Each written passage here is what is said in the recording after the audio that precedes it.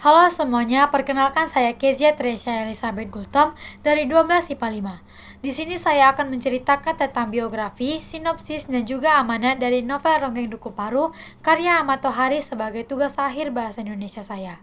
Biografi Ahmad Tohari lahir di Tinggarjaya, Jatilawang, Banyumas, Jawa Tengah pada tanggal 13 Juni 1948. Beliau adalah sastrawan dan budayawan berkebangsaan Indonesia. Ia menamatkan SMA di Purwokerto. Karya monumentalnya Ronggeng Duku Paru sudah diterbitkan dalam berbagai bahasa dan diangkat dalam film layar lebar berjudul Sang Penari. Ia pernah mengenyam bangku kuliah yakni Fakultas Ilmu Kedokteran Ibnu Khaldun, Jakarta 1967 hingga 1970, Fakultas Ekonomi Universitas Jenderal Sudirman, Purwokerto 1974 hingga 1975, dan Fakultas Ilmu Sosial dan Ilmu Politik Universitas Jenderal Sudirman 1975 hingga 1976. Tulisan-tulisannya berisi gagasan kebudayaan dimuat di berbagai media massa. Ia juga menjadi pembicara di berbagai diskusi atau seminar kebudayaan.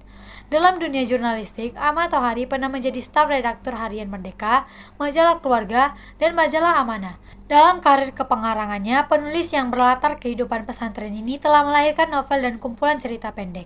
Beberapa karya fiksinya antara lain trilogi Ronggeng Duku Paru telah terbit dalam edisi Jepang, Jerman, Belanda, dan Inggris. Tahun 1990, pengarang yang punya hobi mancing ini mengikuti International Writing Program di Iowa City, Amerika Serikat, dan memperoleh penghargaan The Fellow of the University of Iowa. Ronggeng Duku Paru yang diterbitkan tahun 1982 berkisah tentang pergulatan penari tayub di dusun kecil Duku Paru pada masa pergolakan komunis. Karyanya ini dianggap kekiri-kirian oleh pemerintah Orde Baru sehingga Ahmad Tohari diinterogasi selama berminggu-minggu. Hingga akhirnya Ahmad Tohari menghubungi sahabatnya Gus Dur dan akhirnya terbebas dari intimidasi dan jerat hukum.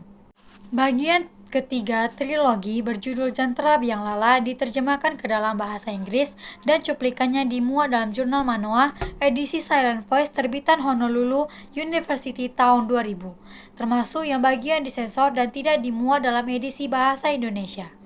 Trilogi Ronggeng Duku Paru diterjemahkan ke dalam bahasa Inggris dengan judul The Dancer oleh Rene T.A. Lislov. Trilogi ini juga difilmkan oleh sutradara Iva Irfansyah dengan judul Sang Penari 2011. Tohari memberikan apresiasi yang tinggi terhadap para pembuat film Sang Penari dan berujar ini akan menjadi dokumentasi visual yang menarik versi rakyat bukan versi kota sebagaimana dalam film-film sebelumnya. Selanjutnya saya akan menceritakan kembali sedikit cerita dari novel Ronggeng Duku Paru.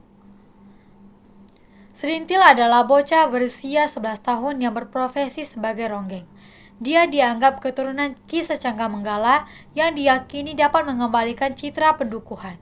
Masyarakat setempat meyakini kehadiran Serintil menjadi pelengkap. Mereka meyakini kelengkapan duku terdiri dari keramat Ki Secangga Menggala, Seloro Cabul, Sumpah Serapah, dan ronggeng bersama perangkat calonnya. Serintil adalah anak yatim piatu. Kedua orang tuanya meninggal bersama 16 penduduk lain yang mengalami keracunan tempe bongkrek. Kedua orang tua Serintil merupakan pembuat tempe itu. Serintil yang kala itu masih bayi lalu dirawat kakek neneknya. Kakeknya meyakini Serintil sudah kerasukan indang ronggeng dan dilahirkan sebagai ronggeng dengan restu arwah Ki Secangga Menggala. Karena anggapan seperti itulah Serintil digembleng menjadi ronggeng. Kartareja sang dukun ronggeng mengajak Serintil mengikuti tahapan sebagai ronggeng sesungguhnya. Sebagai awalan, Serintil mandi kembang di depan cungkup makam Ki Secangga Menggala. Tahapan lain yang dilalui Serintil adalah buka kelambu. Dirinya tidak bisa memungut bayaran saat berpentas jika belum melalui tahapan ini. Di sisi lain, ada Rasus yang keberatan jika Serintil harus melalui semua syarat tersebut. Dia adalah teman main Serintil sejak kecil. Rasus merasa sakit hati dan cemburu karena Serintil menjadi ronggeng. Profesi ronggeng artinya Serintil menjadi milik umum. Kegadisan Serintil disayembarakan. Rasus makin marah saat dirinya yang berusia 14 tahun itu tidak bisa berbuat banyak pada gadis yang dicintainya. Hingga suatu hari, terjadi pertengkaran antara Doer dan Sulam di emper samping rumah Kertareja untuk memperebutkan keperawanan Serintil. Rasus yang juga berada di sisi lain rumah tersebut tidak bisa melakukan apapun. Kartareja menyaratkan seringgit uang emas untuk nilai keperawanan Serintil. Tapi Serintil mendadak muncul dari belakang rumah Kertareja dan mendatangi Rasus. Dia meminta Rasus untuk menggaulinya. Serintil lebih suka kehilangan keperawanan karena Rasus ketimbang dengan dua orang yang sedang memperebutkannya. Rasus mengiyakan permintaan Serintil. Setelah itu giliran Dower dan Sulam. Sementara Kartareja menikmati hasil menjadi mucikari berupa seringgit uang emas dari Sulam, lalu seekor kerbau dan dua keping perak dari Dower. Meski mendapatkan keperawanan Serintil, Rasus justru makin benci padanya karena pekerjaan ronggeng itu. Rasus pergi meninggalkan Duku Paru dan meninggalkan sosok Serintil sebagai bayang-bayang ibunya yang telah pergi entah kemana. Serintil sempat menawarkan dirinya pada Rasus untuk dinikahi. Namun, Rasus sudah yakin dengan keputusan untuk menolaknya. Pesan moral atau amanat dari novel Ronggeng Duku Paru. Yang pertama adalah sebagai seorang wanita harus bisa menjaga diri, menjaga kehormatan dan kesucian diri. Yang kedua, hendaknya kita menjaga dan melestarikan kebudayaan nenek moyang, yaitu kebudayaan yang memang patut untuk dilestarikan.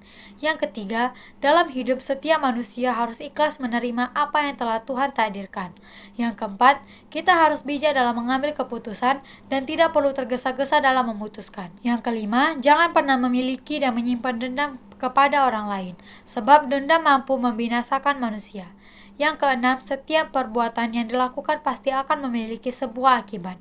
Perbuatan baik akan berakibat baik, perbuatan buruk akan berakibat buruk. Yang ketujuh adalah cinta tanah air. Demikian presentasi saya tentang biografi Ahmad Tohari, sinopsis dan amanat dari novel Ronggeng Duku Paru. Saya meminta maaf apabila ada salah kata dalam pengucapan saya. Saya akhiri, terima kasih.